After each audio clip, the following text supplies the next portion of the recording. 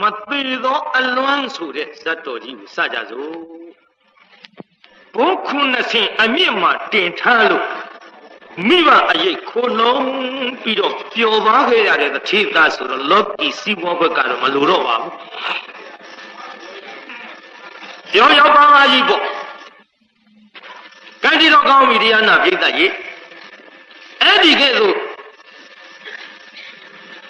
မိဘမြောက်စားတဲ့မိဘအရေးခိုးလုံပြီးတော့နေရတဲ့တထေသားပျော်ပျော်ပါပါကြီးနေလာခဲ့အစေကံအချွေရအနေနဲ့လောကီစည်းစိမ်တော့မျက်နှာပန်းလှပါရဲ့လောကုတ္တရာဘက်ကြတော့အသားမတက်ဘူးတထေသားဆိုပြီးခြေပြားလေးထောက်လို့နှထင်သွေးရောက်ပြီးတော့နေခဲ့မိဘကိုတော့ယူသေးပါရဲ့မိဘမယူသေးရင်လည်းဒီစည်းစိမ်ကြီးဘယ်နဲ့ဖြောင်းဖြောင်းခံစားနိုင်မလို့ငါမိဘကတထေမို့ငါဒီကဲ့သို့ခံစားရတယ်မွေးတဲ့ကျေးဇူးသိချင်မှသိမိဘမြောက်စားလို့ဒီစည်းစိမ်တွေခံစားရလို့ဒီကျေးဇူးလို့တော့သူပေါ်လွင်တာပေါ့မွေးတဲ့ကျေးဇူးသိဖို့ကအလွန်လိုတာဒီမွေးတဲ့ကျေးဇူးသိဖို့လိုအပ်တဲ့နေရာမှာဘယ်လိုလူမှသိတယ်လဲအခုလိုတရားတော်တွေနာပြီးဗုဒ္ဓအဆုံးအမကိုလိုက်နာမှပစ္စည်းနဲ့ချီးမြှောက်တဲ့ကျေးဇူးထက်မွေးတဲ့ကျေးဇူးကိုပို့ပြီးတော့သိလာတယ်အခုတော့ပစ္စည်းနဲ့မြောက်စားတဲ့ကျေးဇူးကိုပဲလျင်သူသိနားလည်ပြီးတော့လာခဲ့ဖခင်เจ้าတော်လည်းတစ်ခေါက်မှမရောက်ဘူးဖခင်ရှင်ရဲ့တော်ကြီးကိုလည်းသူတစ်ခါမှဖူးတဲ့ပြိဿဖခင်တရားတော်နာဖို့ဆိုတာဝေးလို့အဲ့ဒီလိုတထေသားလေးမိမအရေးခိုလုံပြီးတော့လာခဲ့ဒီကနေ့တော့တရားနာပြိဿကြီးသာဝဋ္ဌိတစ်မျိုးလုံးအုံအုံကြွကြွနဲ့တရားနာထွက်ကြဒီလိုတရားနာထွက်ကြတဲ့အခိုက်အတန့်သူကလည်းလေသာပရင်းလေးဖွင့်ကြည့်တဲ့အခါဟာနေပါပဲလားလူတွေဟမလေးပြလိုက်တဲ့လူလူပရိသတ်ကြီးသူတို့ဘယ်သွားကြမှာပါလိမ့်မတို့ဒီလူတွေအကြောင်းမရှိဘဲတော့မသွားကြပဲဘူးအကြောင်းတစ်ခုခုတော့ရှိရမှာပဲငါမေးကြည့်မှတော်တော့မှာပဲနဲ့ပြောမိတ်ဆွေတို့ဟေးတထေသားလေးဘာတော့กว่าတိုက်ပေါ်ကနေပြီးတော့ခမည်းတော်ပဲသွားကြမှာလေဗျဩအတော်ခက်တဲ့ကောင်ကိုတထေသားလုံပြီးဒီလေဖယားကြောင့်မရောက်ဘူးတော့လည်းမေးပြီမယ်ပေါ့တထေသားဖြစ်ပြီးဖယားကြောင့်မရောက်ဘူးလို့ဝန်နေရရကြီးဟေးနေပါဦးကွာမင်းညတိုင်းဒီလိုဖယားကြောင့်တော့သွားတာမင်းမသိဘူးလားတို့တာဝဋ္ဌိမြို့သူမြို့သားတွေဟာလေနေပိုင်းလောကီစည်းဝါးကိုရှာကြပြီညပိုင်းကြတော့ပျော်ပွဲရွှင်ပွဲတွေမျက်နှာလွှဲလို့ဖယားကြောင့်တော်မှာသွားပြီးတော့တရားနာကြသည်မင်းမသိဘူးလားကွာဟုတ်ကဲ့ခင်ဗျာမသိဘူးပြောလေကျွန်တော်ခံရတော့မှာပဲဒီကနေ့တောင်တကားဖွင့်ကြည့်လို့ကျွန်တော်သိမိတယ်ခင်ဗျာဒါဘာလို့သွားမှတော့မသိဘူးလေဒါကြောင့်ကျွန်တော်မေးနေရတယ်အေးတရားနာသွားကြမယ်ကွာဒေသကြီးမှတ်နော်တောင်ငူမျိုးသူမျိုးသားတွေအတွက်ကျုပ်အားရလုံးလို့ဖယားလက်ထက်ကတာဝဋ္ဌိရာဇကျူအစရှိတဲ့မြို့ကြီးတွေမှာလေ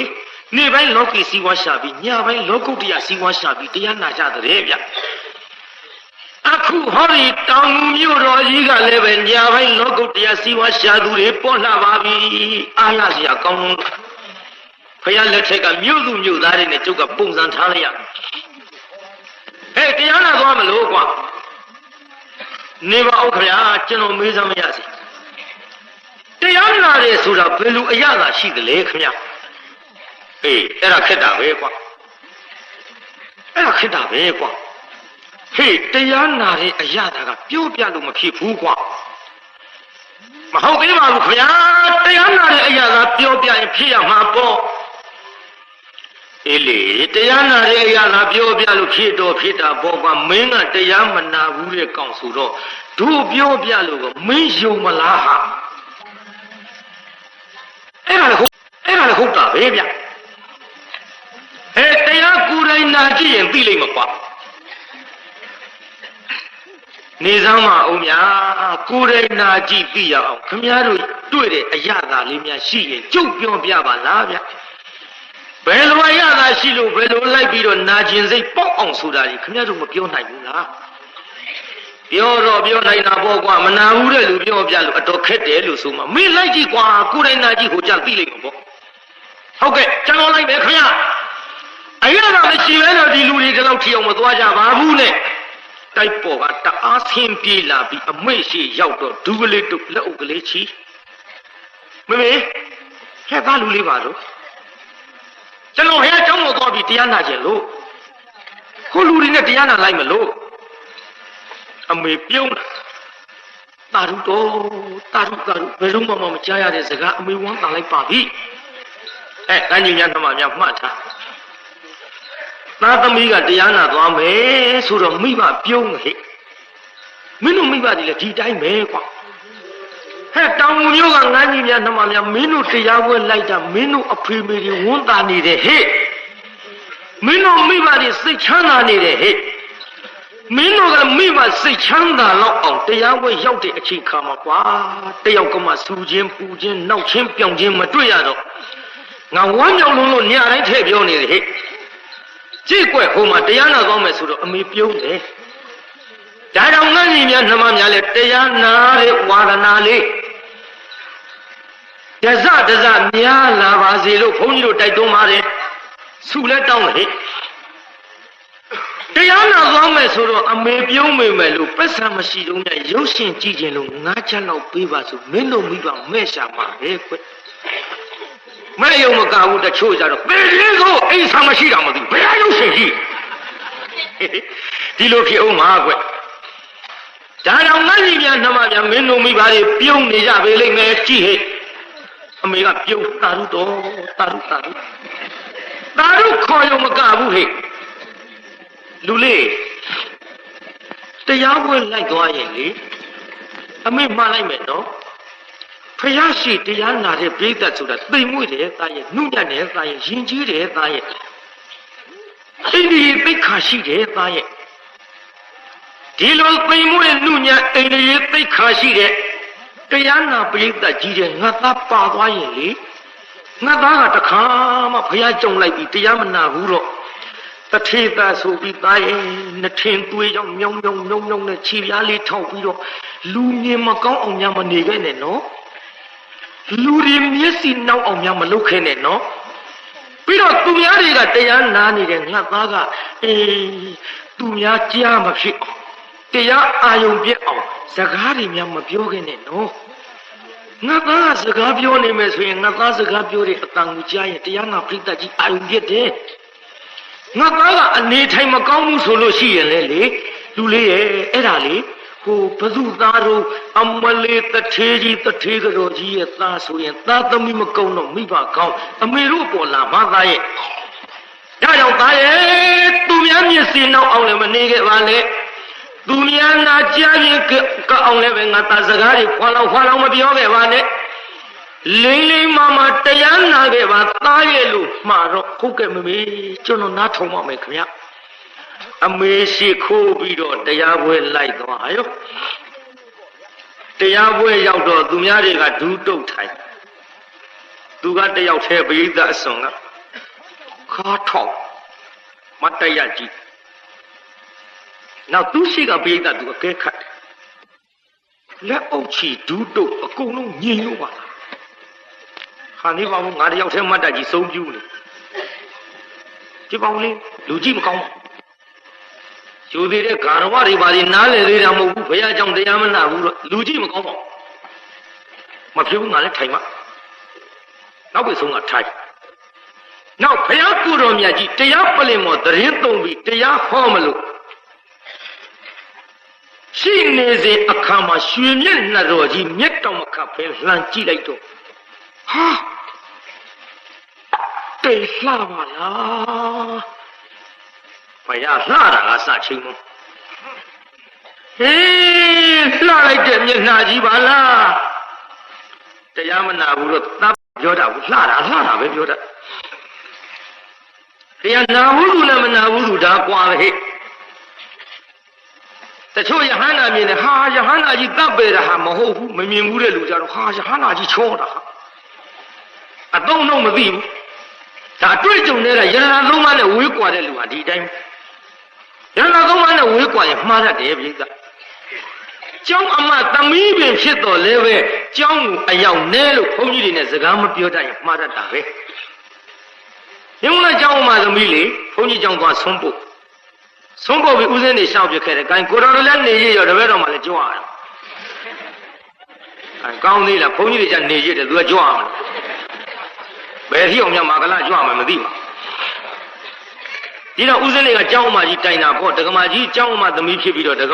ကမာကြီးသမီးကဒီလိုပြောသွားတယ်ကိုတော်လည်းနေရောတပည့်တော်မှလည်းကြွရမှာလို့ပြောသွားတယ်မိုက်ပါဗျာဒီကောင်မလေးမိန်တော်မူလိုက်မှခင်ဒီတိုင်းကြီးမှန်တာရှိတယ်မှားခြင်းအမေကဆက်မှားဒီတော့ဟောတိုင်တာပေါ့ကျောင်းတကာကြီးကိုတကာကြီးခမရသမီးကဒီလိုပြောတယ်ခမရမိန်းမကြီးကဒီလိုပြောတယ်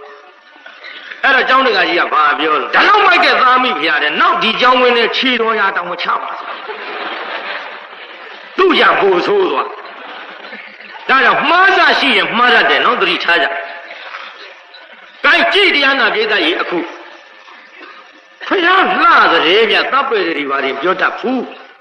မနီးစပ်တော့ဟေးလှလိုက်တဲ့မျက်နှာကြီး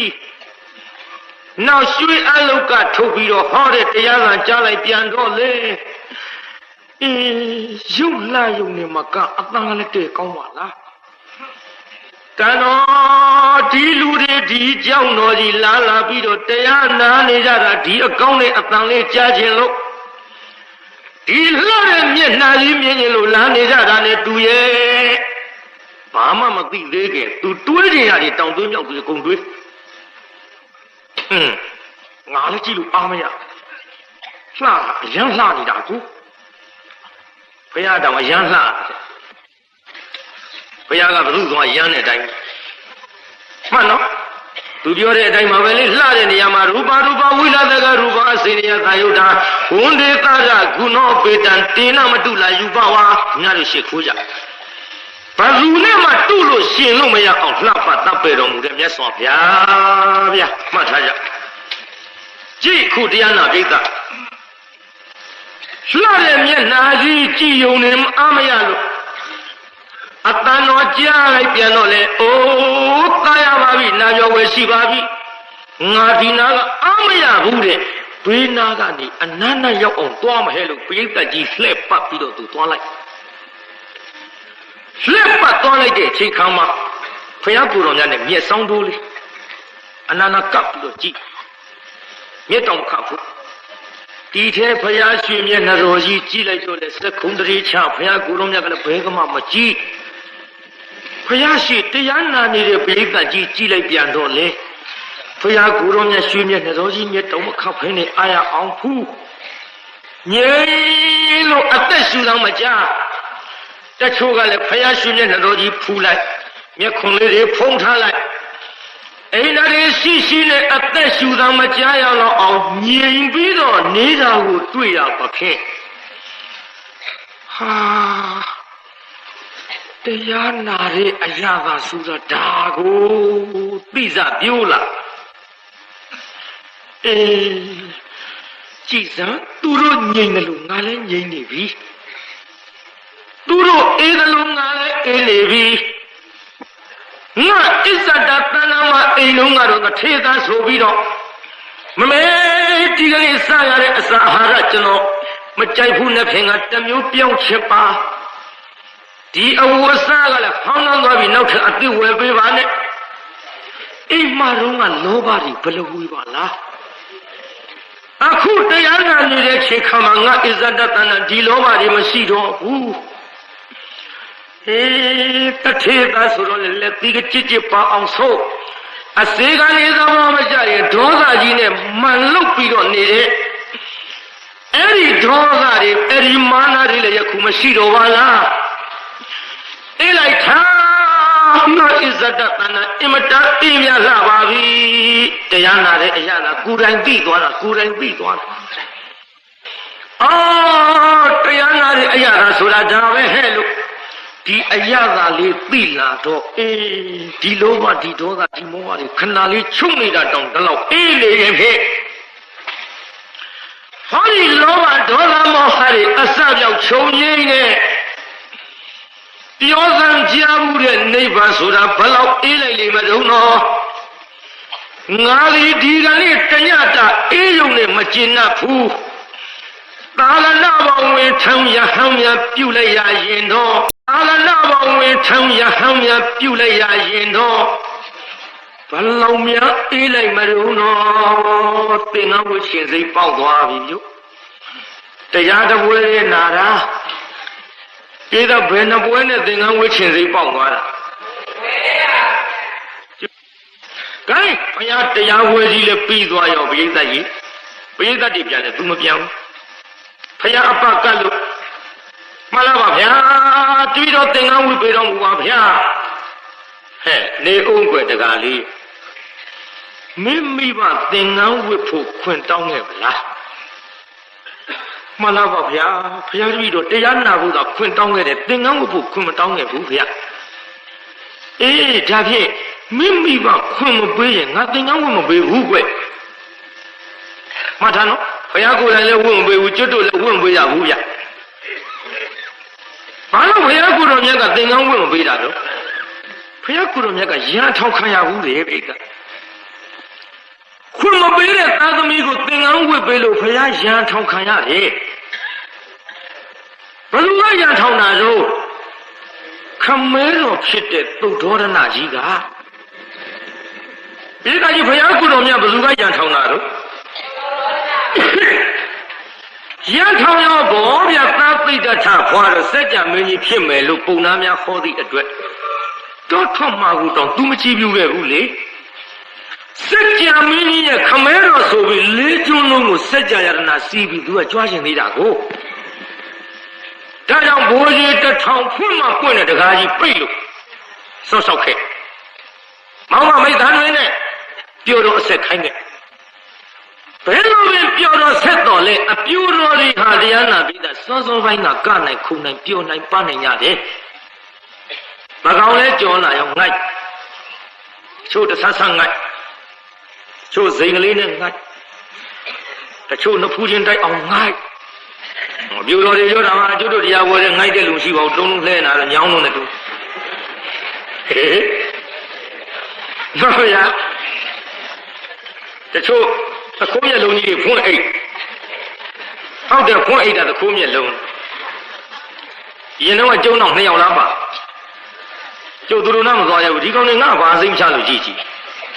မျက်လုံးကြီးတွေဖွင့်အိတ်တာသခိုးမျက်လုံးနဲ့တချို့ပါးစပ်ထဲကသေရည်တွေစီးကြတချို့တခေါဟောက်အိတ်အပြူတော်တွေခါဝတ်တွေကျွတ်လို့ဒူးတွေထောင်လို့အမြင်မကောင်းအိတ်ခင်လို့အိတ်နေတဲ့ကိစ္စဖယားအလောင်းတော်ကြီးသိတ္တထထကြည့်လိုက်တော့ကောင်းကြီးသွားကြောက်စရာကြီးပါလားလူလေးကောင်းနေပေါ်တဲ့သုတ်တန်တော်ကြီးငါရောက်နေပါဖြစ်လားသိတ္တထတကယ်လန်းနာပြုတကယ်လန်းလို့တကယ်တော့ထွက်တာပေါ်ဗျအပြူတော်ဒီအမြင်မကောင်းအိတ်တာကိုသိတ္တထလန့်နေနည်းနည်းစကားမဆက်တော့မေးရအောင်ကျွတ်တို့တောင်မျိုးကတကားတွေအဲ့ဒီလိုအပြူတော်ဒီတပြုံကြီးအမြင်မကောင်းအိတ်တဲ့နေရာပို့လိုက်ခြင်းနဲ့လမ်းမလားကျုပ်တော့မထင်ပြန်တော့ပြန်မ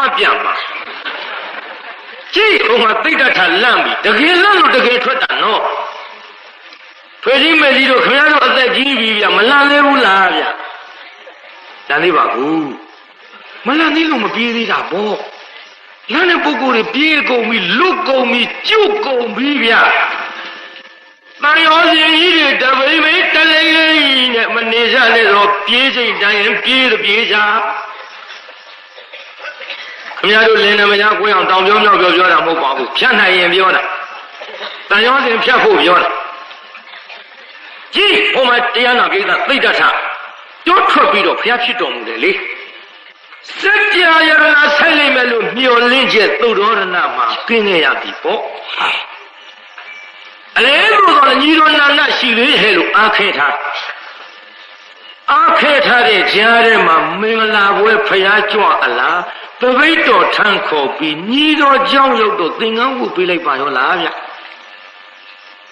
ဟေးသားတော်ဖျားဝယ်လို့လုပ်တာပါလေ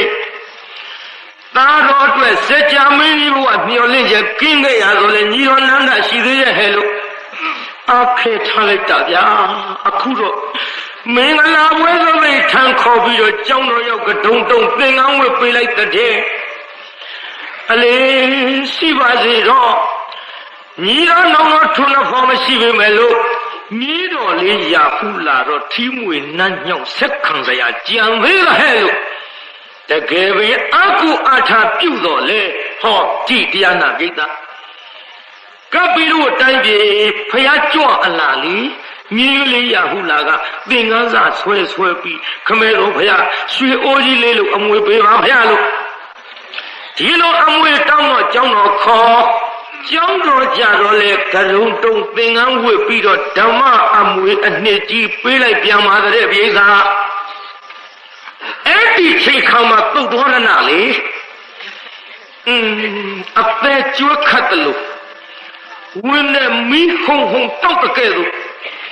ခန္ဓာကိုယ်တော်လုံးအပူတွေရောက်ပြီးတော့ဝင်လဲတော့မနိုင်ဘူးဟေးတာတော်ဖျားပဲလို့လုပ်လိုက်တာပါလေဘယ်လိုလုပ်လိုက်တာပါလိမ့်နဲ့ရန်ထောင်မလို့ကြောင်းတရားနာပရိသတ်ကြီးတာတော်ဖျားရစ်စတော်မူတာကြီးလားတာတော်ဖျားတာတော်ဖျားစัจ जा မင်းကြီးအဖြစ်နဲ့မြင်ရင်လို့ဘိုးကြီးတစ်ထောင်ခွင့်မပွင့်တဲ့တကားကြီးပိတ်ထားတော့လည်းမနေစုလေတူးထွက်ပြီးတော့သွားလိုက်တာညီတော်နန္ဒကြံသေးရဲ့ဟဲ့လို့အားခဲထားပြန်ပါတော့လေကျောင်းတော်သပိတ်ထမ်းခေါ်ပြီးတော့ကရုံတုံးသင်္ကန်းဝတ်ပေးလိုက်တဲ့မြေကလေးရဟုလာကိုအာကုအထပြုတော့လေယခုတော့ဓမ္မအမွေအနှစ်ဆိုပြီးတော့ကရုံတုံးသင်္ကန်းဝတ်ပေးပြန်တဲ့တာဂီဝေမင်းလေးတမျိုးလုံးအကုန်ကုန်အောင်ကရုံတုံးပြီးဒီလိုကြီးသင်္ကန်းဝတ်နေရင်ဖြင့်သားတော်ဗျာခမဲတော်ရင်တွင်ဝင်ပြီးတော့ရှူစားလာမောင်ဗျာထီမွေလမ်းမြောက်ဆက်ခံစရာဘာကမှမရှိတော့ပါသဖြင့်ခမဲတော်ရဲ့ရင်တွင်ကျင်မီဥပမာဏအပူလုံးတွေကြွလို့ဒုက္ခရောက်နေပုံကိုသားတော်ဗျာရှူစားတော်မူအောင်ရင်တော်မူစားမောင်ဖရရဲ့လို့ဟမလေးငူတဲ့အခန်းတော်စိတ်အောင်မင်းဖွင့်နားထောင်ကြရလားအဲ့လိုငိုပြီးတော့သူများတွေရန်ထောင်းကုန်လိမ့်မယ်သားတော်ဗျာဒီလိုသာမိဘခွန်မပေးတဲ့သားသမီးတွေကိုသင်္ကန်းဝတ်ပေးနေရင်ဖြင့်မိဘတွေကသားတော်ဘုရားကိုတနေ့နေ့ရန်ထောင်းလာကြပါလိမ့်မယ်ဗျာသူများတွေရမထောင်းရင်ဟောဒီခမဲတော်ကအရင်ရန်ထောင်းလိုက်မယ်ဗျာဒီကနေ့ကစပြီးတော့မိဘခွန်မပေးတဲ့သားသမီးသင်္ကန်းဝတ်မပေးပါနဲ့လားသားတော်ဘုရားလို့လျှောက်တော့အဲ့ဒီအချိန်ကစပြီးနောက်ဟောကျွတ်တို့ဘုရားကိုယ်တော်မြတ်မိဘခွန်မပေးတဲ့သားသမီးသင်္ကန်းဝတ်မပေးဘူးဗျကျွတ်တို့ကလည်းမဝတ်စေရဘူးဗျဒါကြောင့်တရားနာပိဋကကြီးဘုရားကိုယ်တော်မြတ်ကရာထောင်ခံရဘူးလို့ဟဲ့မင်းမိဘခွင်တောင်းကြည့်ဦးလောအထေသားလေးပြန်သွားပြီးတော့တရားနာပိဋကကြီးမိဘရှိရောက်တော့ဒူးလေးတုပ်လက်အုပ်ကလေးချီကတော့မေကျွန်တော်ပြန်လာပြီခင်ဗျဟဲ့သားဟောဒီစားငါသားကြီးမျက်နှာကြည့်ရမသားမရရှိပါပြီတာရဖြစ်ခဲ့သလားမဖြစ်ပါဘူးမေမေရဲ့ဘယ်သူနဲ့မှရမဖြစ်ပါဘူးအိုးရမဖြစ်ပြီမလို့ငါသားကြီးမျက်နှာကြည့်ရနေထီတဲ့ပန်းလို့မလန့်မလားသားရဲ့ငါကဘာလူမကြတာများတွေ့လာခဲ့လို့လို့မမေအလူမကြမရှိပါဘူးခင်ဗျနေဥတာငါသားလူအပ်တဲ့ပစ္စည်းတစ်ခုအမေတို့ပြုစုတဲ့နေရာများချူရင်းလို့လားသား မဟုတ်ပါဘူးမေမေတို့ရဲ့အပြစ်လည်းမရှိပါဘူးဝတ္တရားအကုန်ကြေပြုံပါတယ်ခင်ဗျာမေမေတို့ဝတ္တရားကြေပြုံတဲ့လောက်ကျွန်တော်ဘက်ကလေအောက်ခြေလွတ်နေတာကဖះကြောင့်ဒီတစ်ခေါက်လိုက်ဖူးတာဒီတစ်ခါတရားနာဘူးလားမေမေရဲ့တရားနာတဲ့အရာကိုကျွန်တော်ကိုယ်တိုင်သိလာလို့တရားနာတဲ့အချိန်ကလေးဒါလောက်အေးပြီးတော့နေရင်ဖြင့်သာရဏဘဝင်းထမ်းရဆုံးပြရရင်ဘယ်လောက်အေးလိုက်မတုံးလို့ကျွန်တော်စိတ်ထဲမှာအကြံပေါ်ပြီးတော့မေမေရဲ့ဖះကိုယ်တော်မြတ်ကလေသင်္ကန်းဝတ်ဖို့ခွင့်တောင်းတော့မိဘခွင့်မပေးဝတ်မပေးဘူးလေဗျဒါကြောင့်ကျွန်တော်သင်္ကန်းဝတ်ခြင်းလို့ခွင့်ပေးတော်မူကြပါမိခင်ဖခင်တို့ခမညာအမေမျက်နှာညှိုးသွားဟောလို့ပြီးမင်းကတော့တရားလေးတစ်ခါနားလာခဲ့ပါရဲ့အရာရာနဲ့အကြောင်းကြောင့်မမေတင်ကောင်းပချင်တာပါလို့လို့ကျွန်တော်ခွင့်ပြုပါလားမဟုတ်သေးပါဘူးတာရဲ့မေတ္တာတော့တင်ကောင်းပချင်တာစိတ်ညစ်စရာတစ်ခုခုတော့ရှိပြီနဲ့တူတယ်။ကဲကြည့်ဗျာစကားအနှောက်မလို့အသွားမလို့သင်္ကန်းဝတ်တာစိတ်ညစ်လို့တဲ့ကျွတ်တို့သင်္ကန်းဝတ်နေတဲ့ဘုန်းကြီးရဲ့စိတ်ညစ်လို့ကြီးဝတ်တဲ့အတိုင်းစကားများကြည့်ပြောကြမမေစိတ်ညစ်လို့မဟုတ်ပါဘူးခင်ဗျမဟုတ်ပေမဲ့သားရဲ့အမေတို့ခွင့်မပြုနိုင်ပါဘူးခွင့်မပြုနိုင်ဘူးသားရဲ့သားကောင်းတယောက်ကြောက်ကောင်းတစီဆိုပြီးတော့အမေတို့အရေးကြီးလာခဲ့တာငါသားမရှိရင်ဒီစည်ရင်အင်းနေဘယ်သူကိုင်မလို့ဒီပစ္စည်းတွေဘယ်သူထိမ့်မတော့သားရဲ့အမေတို့မလဲဇရာထုတ်လာအရွယ်ဝေးရောက်နေပါပြီသားရဲ့ငါသားမရှိရင်အမေတို့အသက်ရှင်မှာမဟုတ်လို့ခွင့်မပြုနိုင်ဘူးသားကြီးအမေတို့ဘယ်လိုနည်းနဲ့မှခွင့်မပြုနိုင်ဘူးလို့ဆိုတော့မိဘများခွင့်မပြုရင်ကျွန်တော်ဒီနေရာကမထတော့ပါခမညာကျမ်းပေါ်တုံးလုံးနဲ့အိတ်လိုက်ကန်းကြီးများနှမများနိဗ္ဗာန်ရတယ်ဆိုတာဒီဇွဲရှေ့ဆက်နားထောင်နော်တရက်သမင်းတစ်စီးမှမစားဘူးအမေကတနာလို့ရေကလေးသာချပေးရသမင်းစားရအောင်ဆိုလည်းကောင်းများဆံပြုတ်ကောင်းရအောင်ဆိုလည်းကောင်းများဒီလိုနဲ့မစားပဲအိတ်လာလိုက်တာဟဲ့တရက်နှစ်ရက်သုံးရက်လေးရက်ငါးရက်6ရက်ကြာခဲ့ပြေးသားကြီးသမင်းမစားပဲနဲ့အိတ်တာဘာမလုပ်ရလို့တော့သင်္ကန်းမဝေ့ရလို့နည်းနည်းတော့မေးရအောင်ဟေးတို့ဗမာပြည်ကြီးမှာလေဒီအသက်နဲ့ဒီခန္ဓာတို့နေလာခဲ့ကြသင်္ကန်းမဝေ့ရလို့များထမင်းမစားဘဲနဲ့အိတ်တာဘယ်နှယောက်တော့ပေါ်ဘူးတော့ဟေးဟာလဲဘူးဟာကွယ်သင်္ကန်းမဝေ့ရလို့တော့ထမင်းမစားဘဲနဲ့မအိတ်ကြပါဘူးသူတို့ဟာတွေအတွက်ကြတော့သူတို့ဟာတွေဆိုတာသိပါပြီကွာထမင်းမစားပဲနဲ့သင်္ကန်းမဝတ်ရလို့တော့မအိတ်ကြပါဘူးသူတို့ဟာတွေအတွက်ကြတော့ဟေးအသက်တောင်စွန့်ကြပါလားကွယ်တို့ဒီလောက်တန်တာကွာအဲ့ဒီပဲဇံပြန်တဲ့ဘုန်းကြီးတစ်ပါးမှမတွေ့တာဘယ်သူမှအပြစ်မတင်နဲ့ဒီလိုလူတွေနဲ့ဒီလိုဘုန်းကြီးတွေပဲရှိမှာဟဲ့တို့ကလည်းဒီတိုင်းပြောရတော့မင်းတို့မင်းကြီးလက်ထက်တုန်းကရှင်ဖျားတဲ့ရှင်းတုန်းကမြန်ပရိရဲ့အာနိသင်ဘလောက်ကြီးတုံးဆိုတော့ပရိအိုးတဲ့ကပရိရည်တွေထပွက်တယ်တဲ့အရှင်မယားတို့ပရိအိုးကထခုံလို့မှပေါင်းဝင်ခတ်ပါမလားတဲ့ဒီတော့ဆရာတော်ကြီးကအမွင့်ရှိတဲ့တကားတော်တဲ့ဟိုတုန်းကဘယင်တွေကလည်းရေမြေအကုန်ပိုင်တာတဲ့ကျင်းနဲ့ရိုက်ခေါ်နဂါးတောင်လာတာတဲ့အခုတကားတော်မင်းတို့မင်းတရာမင်းခေါ်လိုက်လို့တီကောင်တကောင်မှခေါ်နိုင်ရဲ့လားမင်းမလည်းမခေါ်နိုင်မဲနဲ့ဟဲ့ငါပရိတ်အိုးကလည်းမပွက်နိုင်ဘူးခွာလို့ဆိုတဲ့ဒီခေတ်ဒီလူဒီဘုန်းကြီးတွေနဲ့ဆိုတော့ဘယ်သူမှအပြစ်မတင်တဲ့ဇံပြန်တဲ့ပုဂ္ဂိုလ်မတွေ့ရတာခမည်းတော်ကျွတ်တို့သာသနာနောက်ပိုင်းဒီလိုဖြစ်ရမှာကဓမ္မရာကြီးပါပဲဗျာတို့မှန်လားပြိဿကြီးကဲကြည့်လေ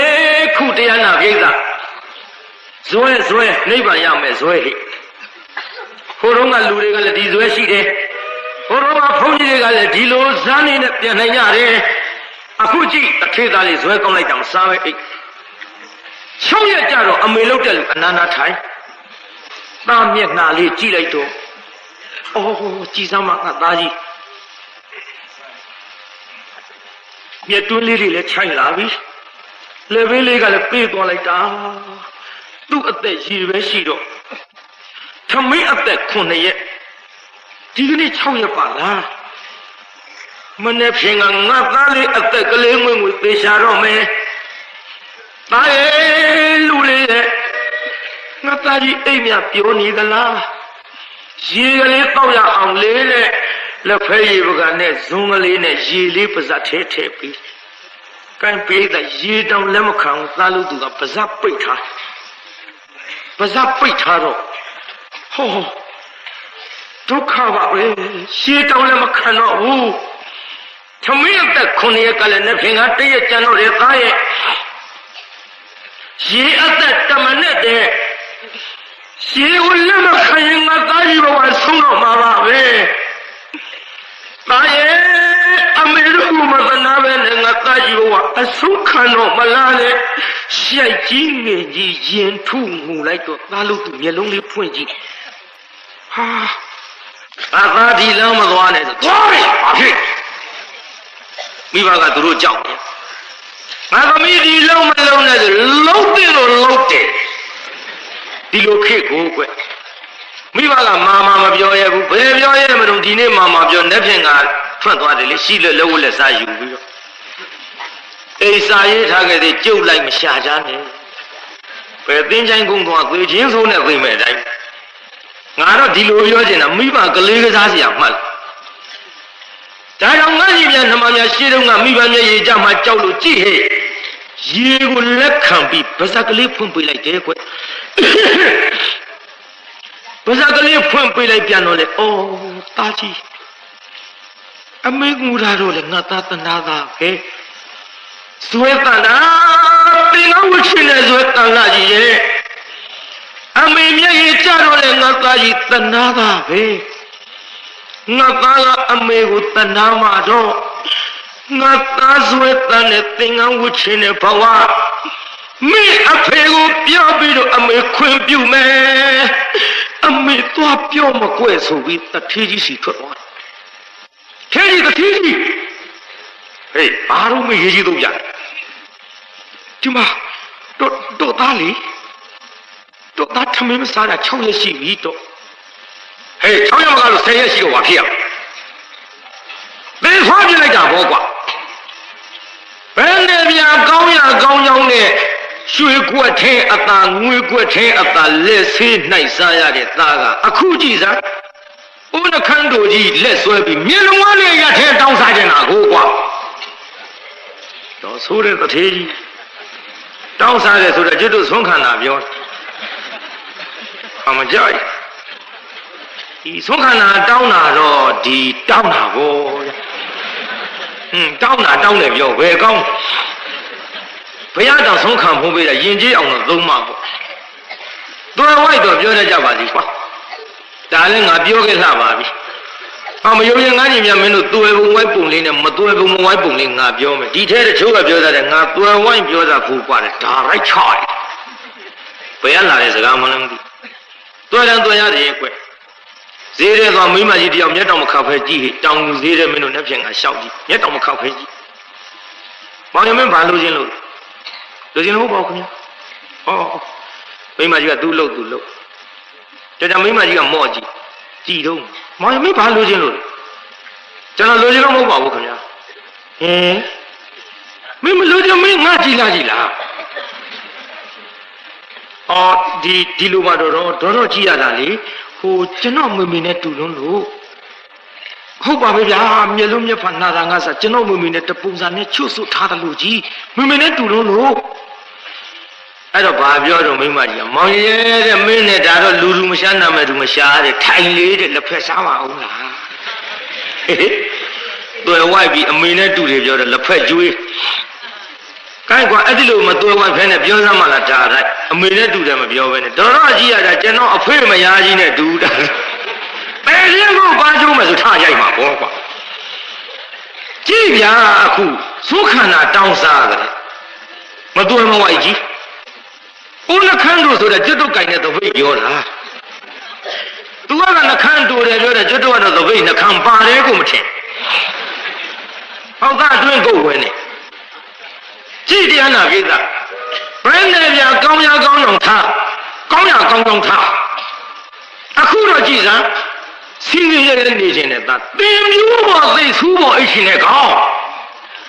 လုံးပြမီရိုးတယောက်ကသင်္ကန်းဝတ်တာဆူးပေါ်အိတ်ရှင်တဲ့တကားအနှောက်မလို့သွားမလို့ခင်ဗျားတို့လည်းကြည့်ရှုပြောကြပါဗျာချုပ်မိမကြီးတွေများစကားပြောတာအနှောက်မလို့သွားမလို့ယောက်ျားလုပ်တဲ့လူကအလုံးမလို့တော့သေခြင်းစိုးတလောက်ပြင်းကသွားရဘုန်းကြီးကြောင့်သင်္ကန်းဝတ်ချီဟာမကြလိုက်ဘူးကျွတ်တော့ဘုန်းကြီးတွေကပြင်းလို့ရှိဝတ်နေတဲ့အတိုင်းပဲကျပြဘုန်းကြီးတော့မသိဘူးကျုပ်တော့လွန်ပြင်းတာပြင်းဆိုငငယ်တော့ညီကို2ယောက်ရှိတယ်တော်တဲ့ထင်းကုတ်တော့အဖေကခေါ်သွားကျုံကြီးကတော့ထင်း9ချောင်းနိုင်နိုင်3ချောင်းနိုင်နိုင်တခါလဲထမ်းပြီးတောင်ပေါ်ကနေဖင်ဒီကိုတွန်းဆင်းကျုပ်ဘာလုပ်တုံးဆိုတော့လေကျိုးစမ်းပန်းစားကျုပ်လုပ်ပုံပြောရအောင်သစ်ပင်ရေကောင်းကောင်းရှာ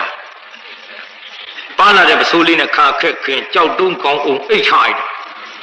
ဒီတော့အဖေကကျုပ်ငငယ်တုန်းကပြောတယ်ငါသားမင်းကြီးဘုန်းကြီးဖွင့်မှာပါကွာအဖေပြောတဲ့စကားတိုင်းခုဘုန်းကြီးဖြစ်ဒါကြောင့်တရားနာပြေးတယ်ကျုပ်တို့ဘုန်းကြီးကြီးပြောတာနဲ့တူပါရဲ့တပြည့်ဘုန်းကြီးတော့မဖြစ်ပါစေနဲ့လို့ကြည့်တရားနာပြေးသားရေအနှောက်မလို့သွားမလို့ဟဲ့သေဆွဲပြလိုက်ထေကြီးရဲ့တော်စီလို့မပြောပါနဲ့တော်သားမျက်နှာမြင်တနာမှာလားလိုက်ကြည့်လိုက်ပါဦးဟေးမနာဘူးမြောင်းနေတာကြီးခဲနဲ့ထူးချင်လေမလိုက်ဘူးငါကြည့်လို့မပြောပါနဲ့တော်ပထူးပြောမယ်စကားတွေတော်မသုံးပါနဲ့ကျုပ်ကိုလာလို့ဆယ်လာဖွာရပြီလို့တော်နဲ့ရတယ်ရင်သွေးတော်ခလေးပါလားတထေးကြီးရဲ့တော်သားပြည့်တနာမှာလားလိုက်ကြည့်လိုက်ပါဦးဟဲ့မကြည့်ဘူးလာပါတော့ဟောဒီမင်းမလာဘူးလို့ပြောနေ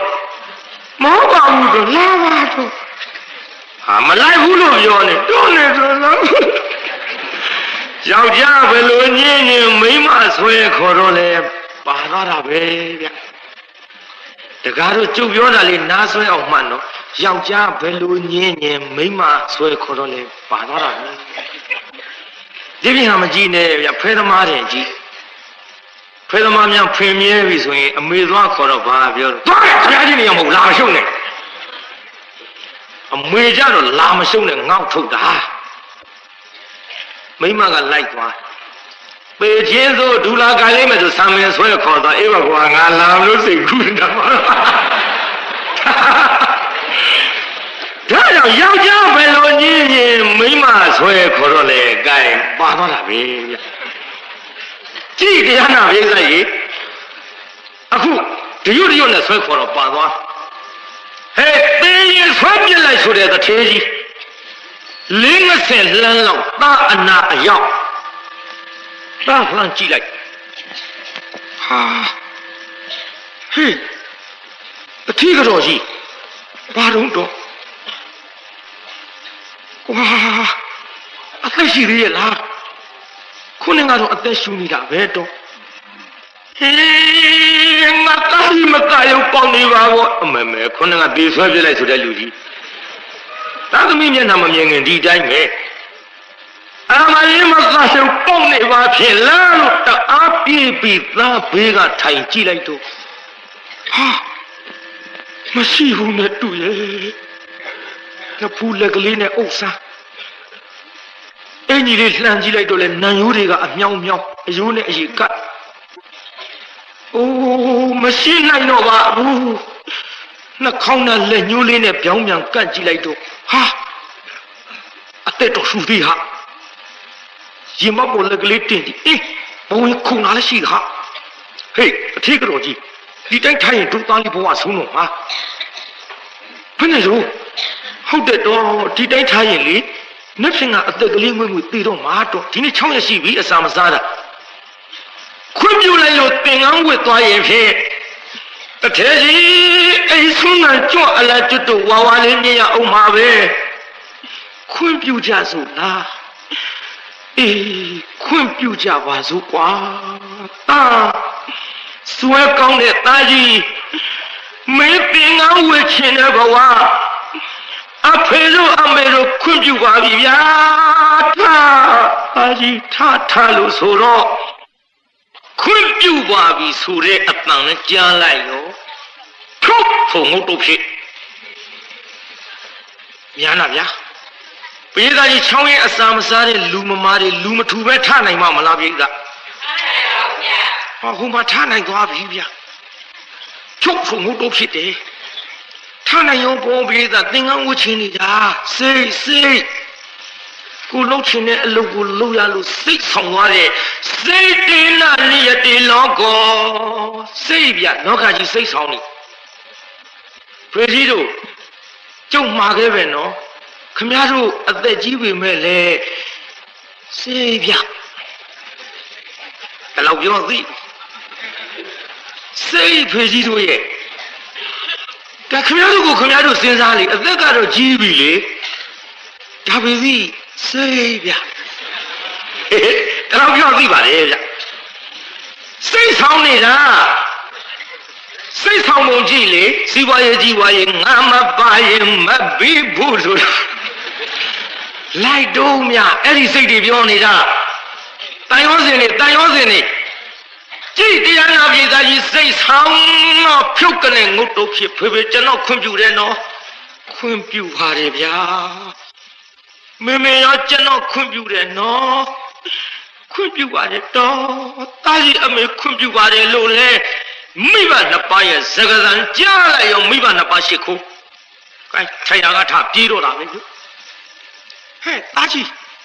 မပြေးနဲ့လေလဲမဲသားရဲ့အမလေးချောင်းရဲ့ဆမ်းမစားတဲ့တာကြီးပြေးပါဘောလားလဲမဲဟောကြည်စားလူကလေးနဲ့ပြောရင်ဆိုရင်တရားနာပရိသတ်ကြီးထိုးလဲပါရောဗျာအမလေးပြေးပါပြီတော့ဆိုပြီးတော့အမေကနောက်ကလိုက်သွားအားလေးပွေထူကြည့်လိုက်တော့ဒူးတွေပွန်းတောင်တွေပွန်းသွေးတွေထွက်လူလေးပြောရဲ့သားနဲ့သားရဲ့မပြေးနေဆိုတာအမေပြောတဲ့အတန်ငါသားကြီးကဟိုဘက်ဇွဲတန်နေတော့မကြဘူးပေါ့သွေးတွေလူလေးအိတ်ခဏပြန်ရအောင်လေဆေးထဲရအောင်နေပါစီမမေရဖြစ်တော့ပါဘူးအမေထဲကယုံထွက်ဖះကြောင်းတော့ပဲဇွတ်ပြေးတယ်လို့အမေလို့သူကသားရဲ့ဒီစိတ်အင်းနေပဲသူကင်မတော့သားရဲ့ငါသားလေးတယောက်ထဲရှိလို့အရေးတကြီးနဲ့နေပြီးတော့လာတာအမေတို့လွမ်းလာကြတော့မှာပါပဲငါသားကြီးရဆက်သွားရပါပဲရဲ့လို့မြေကြီးကြပြီးတော့နေခဲ့ရပေမဲ့လို့သားလို့သူကလှဲ့မကြည့်တော့ကဲဖះเจ้าတော်ရောက်ပြီမိဘခွင့်ပြုတယ်ဆိုတော့ဘုရားကိုယ်တော်မြတ်ကသင်္ကန်းဝတ်ပေးလိုက်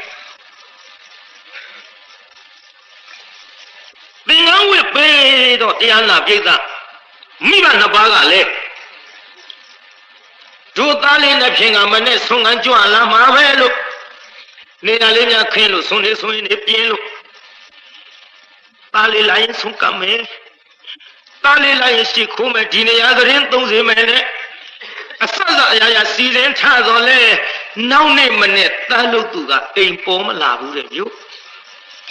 ဒီလိုနဲ့တရက်လာလို့နဲ့မျောကိုးခဲ့တော့လေ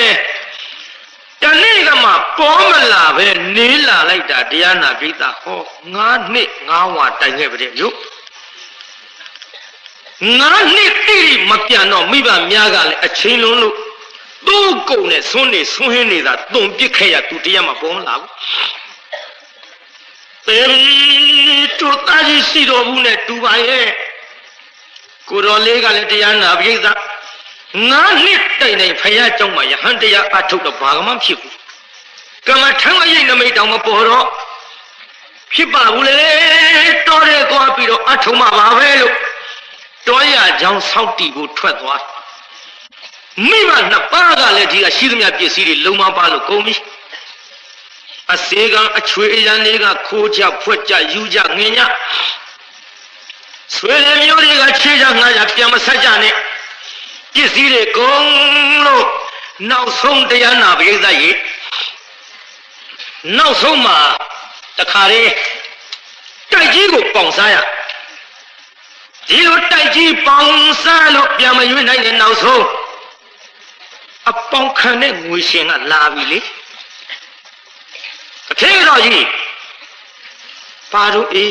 တူမြန်ပြောကြစမ်းပါကြေးလောင်ကြီးအော်ကြေးရတယ်တော့